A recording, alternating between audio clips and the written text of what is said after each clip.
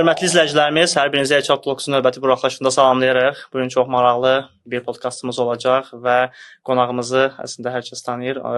Qonağımız Tural Məmmədov, bu sahənin ekspertidir və Tural müəllim biz salamlayırıq. Xoş gəlmisiniz.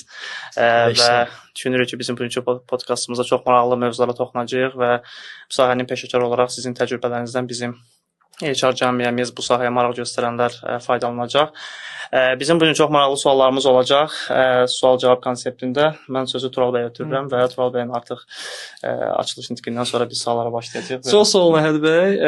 Tural bəy, öncəsə minnətdarlıq, dəyərli vaxtınızı ayırıb qoşulduğu üçün Azərbaycan İnsan Resursları Cəmiyyəti Tural Məmmədov çox belə deyək, yaxından tanışdılar. Mən özüm də LinkedIn üzərindən izləyiciyəm. Çox maraqlı və dəyərli postları olan və commitment, həqiqətən dəyər yaradan, knowledge management-i belə deyək, Azərbaycana LinkedIn üzərindən gətirən adamlardan biridir. O baxımdan mənim xüsusi olaraq Tural müəllimə böyük hörmətim var və bəzən bizə deyirlər ki, siz niyə belə rəsmi müraciət edirsiz? Mən deyirəm, bəlkə qeyri-rəsmi sizə danışın. Tural müəllim o müəllim adın həqiqətən haqq edən insanlardır. Sözün əsl mənasında həm universitet pedaqoji təcrübə baxımından, həm də bilik ötürülməsi baxımından Azərbaycan İnsan Resurslarına töhfəsi olacaq.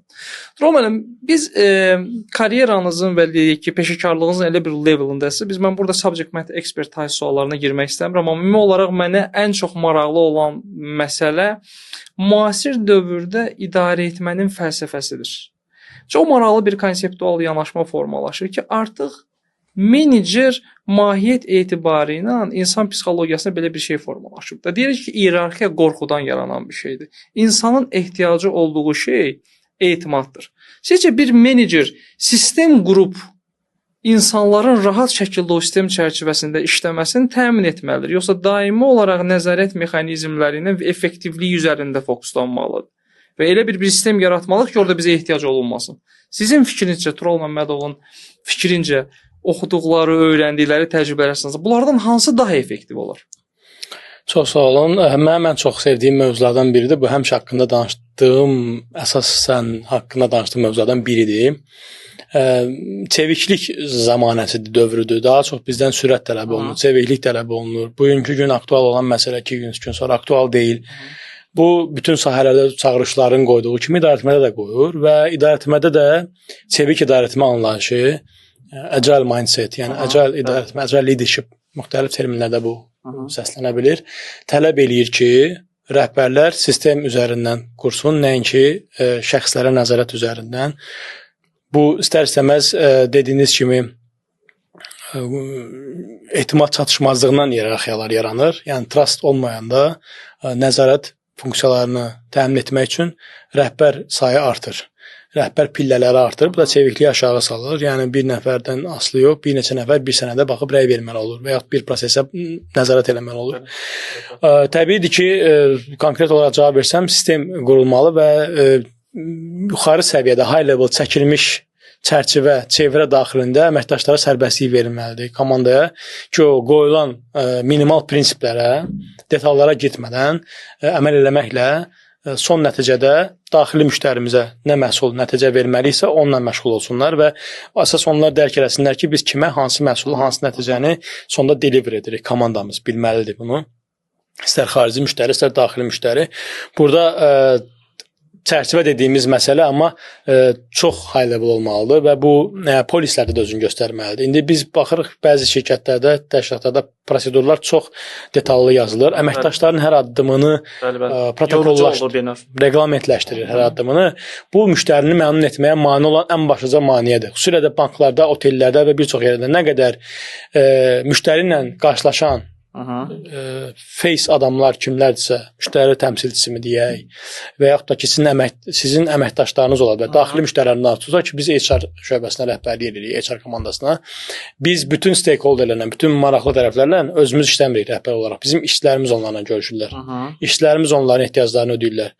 Amma işçilərimiz onların ehtiyaclarını ödəmək üçün nə qədər sərbəst olsalar, bir o qədər onlar öz yaradıcılığını işə salıb, əlindən gələn eləyib onu məmnun edə bilər.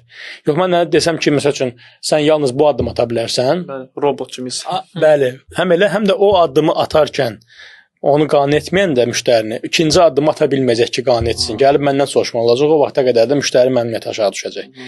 Dolayısıyla biz həm daxili, həm xarici müştəriləri məmnun etmək istəyiriksə ki, əsas başlıca məqsədimiz bütün idarəetmənin fəlsəfəsi bunun üzərində qurulub, əslində dərinə geçsək. müştərini məmnun eləmək, daxili müştəri və ya xarici müştəri. Xüsusilə son zamanlar.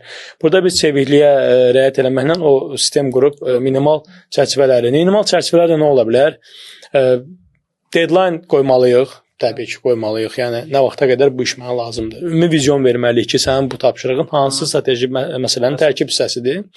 Və mən həmişə deyirəm, yazılmamış qaydalar. Yəni komandalara onların bilməyə biləcəyi bürokratiya, sənin burunda bürokratiya var. Əgər bu startap deyilsə və yəni 10 dərəcəsi fərqlənə bilər. Birində az, birində çox. Amma yazılmamış qaydalar, misal üçün ən sadə elementar ki, adamlar var ki, stakeholderlər onlar e-mail yazmağı xoşlamırlar. Onlara gərək personal yaxınlaşasan, şəxsən gedib məsələni həll edəsən və yaxud bəzilərinə çap eləyib sənədi verməlisən, e-mail zəngi xoşlamır. Yəni bunları sən bilirsən rəhbər olaraq və ona görə rəhbərsən. Şirkət daxili dinamikaları bilirsən.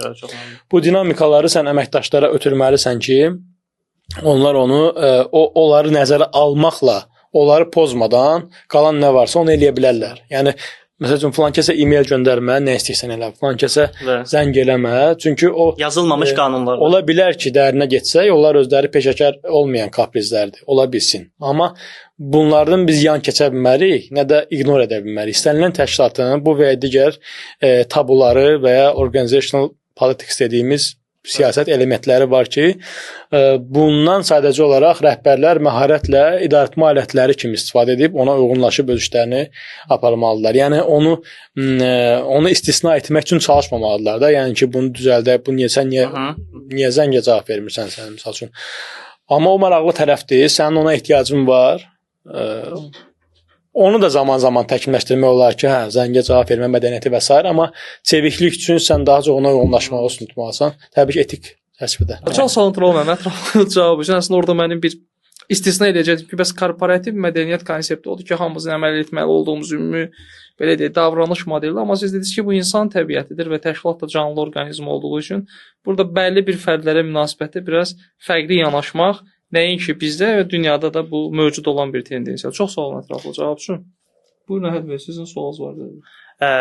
Mənim sualım əslində 2 həftə öncə Tural müəllimin çox yaxşı bir postu vardı LinkedIn-də, onu görmüşdüm. Manageoid virusu. Hamı menecer olmaq istəyir. Hamı deməzdim çox insan və xüsusən gənclərdə bu daha çox müşahidə olunur. Hamı istəyir müdir olsun, kimisə idarə eləsin və yaxşı ekspert olmaq, yaxşı mütəxəssis olmaq artıq ikinci plana keçir. Bununla bağlı istəyirəm ki, fikirlərinizi bölüşəsiniz ki, ümumiyyətlə bu yanaşmadan, bu səhv yoldan biz dönmək üçün, belə deyim də, tələbələr, gənclər dönmək üçün biz nə məsləhət görəriz? Ümumiyyətlə bu yol yanlış oldu mu? Bəlkə o sual oradan başlayır. Yanlış deyəndə ki, o biraz mənim yəni o subyektiv fikirlərimdir, paylaşdım, amma gələn mənə şəxsidə də yazırdılar, dəstəklərdən belə başa düşdüm ki, yəni əksəriyyət mənlə eyni fikirdədir. Yəni bütün təşkilatlarda bu var. Bunun da mən manageoidi də Covid-lə belə çox adam elə bilir ki, bu həqiqətən belə bir şey var. akademik bir şey də deyil. Yəni bu mənim düşüncəmin xəyal ürünüdür. Xəyal ürünüdür. Manageoid əslində bir Covid sözünə uyğunlaşmış bir sözdür. Orada şərhlərdə kifayət qədər sağ olsunlar, dəstək oldular. Mövzunu biraz da açdılar ki, əslində bunun səbəbləri nədir? Orada yazılanlarla mən razıyam. Məsəl üçün, orada ümumiləşdirsək məsələni, əsas burada qoyulur ki, təşkilat nəyi reward elədiyini, nəyi mükafatlandırdığını diqqətli olmalıdır ki, mən nəyi mükafatlandırıram. Əgər mən təşkilatda bir çox benefitləri ancaq rəhbərlər üçün açıramsa, bu insanların rəhbər olmaq istəyi təbiidir də. Bir növ insan psixologiyasıdır. Evet. İnsanın psixoloji və bioloji mənəvi ehtiyaclarından irəli gələn Maslow iyerarxiyasına gedib dayanan bir istəklərdir. Əgər belə tərəfdən baxsaq, haqlı istək yəni. Haqlı istəkdən gəlir. Yəni demək ki, biz career stream dediyimiz karyera xəritə variantlarında nəzərə almalıyıq ki, üfüqi karyera imkanları və ya mütəxəssisin bir baş mütəxəssis, əsl baş mütəxəssis kimi yetişməsi üçün lazım olan insentivlər, yəni motivasiya, mükafatlandırma sistemlərini tətbiq eləməliyəm ki, onlar mütəxəssis olmaqdan yorulmasınlar, bezməsinlər və rəhbər olmağa can atmasınlar. Digər tərəfdən bu belə bir obyektiv tərəfdən məsələyə baxaq. Yəni obyektiv səbəbləri bunlardır. Qınamamalı. İnsanları qınamamalı. İnsanları o vaxt qınamalı ki, o кейslərdə ki, şirkət kifayət qədər mütəxəssislər üçün də şərait yaradır, onlara əlavə əmək haqqılar təyin edir, onların həm mükafat hissəsini, həm qeyri-rəsmi motivasiyasını, həm onların bir mütəxəssis kimi həqiqətən də irəli çəkilməsində diqqət ayırır. Yenə də bu tendensiya varsa, burada səbəb məncə bir-birinə baxıb bəhsə-bəslik məsələsidir ki, LinkedIn-in xüsusilə Azərbaycanda bəlkə belədir. Onu mən araşdırmamışam. Dünya qərbdə necədir? Bəli, bu announcementlər elə bir ki, bir növ trigger edir ki, insanlar xəyal edir. Baxır ki, mən də belə bir şoudur. Hətta öz adını orada təsəvvür edir ki, mən də bir gün nə vaxt elan edəcəm, I am thrilled to announce that I am starting a new position, promoted as a director of nəsə belə bir şey. Bu artıq fərqindəlik problemindən irəli gəlir. Bu mən bir dəfə bir video həm paylaşmışam, post paylaşmış. Bir rəhbər olmanın çətinlikləri. Bunu çox adam fərqində olmur və sən hazırsanmı buna cavab vermək üçün bir növ diaqnostik suallar var. Yəni o insan rəhbər olmağa can atmalıdır ki, ümumiyyətlə yer gəlmişən o əgər normal və təbii bir iddiadırsa, normal iddiadırsa daha doğrusu, burada bir şey yoxdur. Ambisiyalı adamlar mən şəxsən çox dəstəkləyirəm, alqışlayıram həmişə. Yəni özündə bacarıq var, amma onun üçün əvvəlcə suallar var. Yəni mən rəhbər olmamışdan qabaq, papaqsız, şapkasız öz həmkarlarıma neçə dənə кейsdə söz keçirə bilmişəm. Yəni elətdirə bilmişəm. Bayaq dediniz influencing bizə da sözdür. Nə qədər xahişimi onlar yerinə yetiriblər. Mən nə qədər qəbul olunuram onlar tərəfindən. Bir influencer kimi. Mən nə dərəcədə onların yanında ictimai məmnuniyyət indeksim yüksəkdir. Digər tərəfdən mən hansısa кейslər olubmu ki, hansısa iş yoldaşıma görə söz götürmüşəm. Bu rəhbər olmanın çətinliklərindən biridir. Yəni heç də həmişə sən şəxsən öz nəticəyə görə daha yuxarıdan neqativ feedback almırsan. Bəzən komandaya görə də alırsan və orada deməkdir ki, mənlik deyil, komanda səhv eləyir. Bu acizlikdir və bu rəhbər olmaq demək deyil artıq məsəl üçün. Eyni qaydada tough conversation deyirəm mən ona. Çətin söhbətlərə hazır olmaq deməkdir rəhbər. Yəni rəhbər işçini bəzən çağırıb, məsəl üçün onun performansının çox aşağı olduğunu və işdən ayrılmalı olduğunu deməlidir. Konfliktə səbəb olmadan və yaxud da ki, dərd ortağı deyirəm mən. Yəni bəzən olur ki, əməkdaş gəlir, sadəcə ürəyini boşaltmalıdır və sən ona qulaq asmalısan. Qulaq asmalısan və aktiv qulaq asmalısan. Özdə ona belə əks müsbət enerji verməklə, pozitiv vibe verməklə, onun neqativini alıb ona pozitiv ötürməklə, bu da mənə enerji qanuna inanıram. Yəni bu həqiqətən də 100%. Mən öz təcrübəmdə də görmüşəm ki, bu sənin neqativə yüklənməyindir. Sən ona görə bir növ maaş alırsan və sən o resilience səndə olmalı, dözümlülük ona dözümlülük. Sən ondan qabaq ağlamalı deyilsən də, belə deyək. Ona pozitivləri verib özünə neqativlər götürmək. Bunlara bacaran və əməkdaş varsa, buyursun iddiada olsun. Mən məsəl üçün ola da bilər, qınana bilərəm bu məsələlərə görə. Mən rəhbər pozisiyaya həmişə əməkdaşları dəyərləndirəndə onların yəni biraz belə qeyri-ənənəvi suallar verirəm. Məsəl üçün yumor hissini yoxlayıram. Məsəl üçün deyirəm, siz dostlarınızla hansı zarafatlar edirsiniz? Ümumiyyətlə zarafat edirsinizmi? Yəni zarafata münasibətiniz necədir?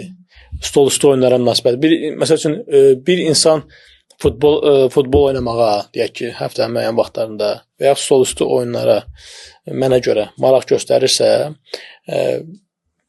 bu insanda gələcəkdə bir liderlik və rəhbərlik xüsusiyyətləri ola bilər. Çünki liderlik, rəhbərlik emosiya işidir, emosiya sənətidir. Emosiyanın idarə olunması dolayısıyla emosional zəkadır.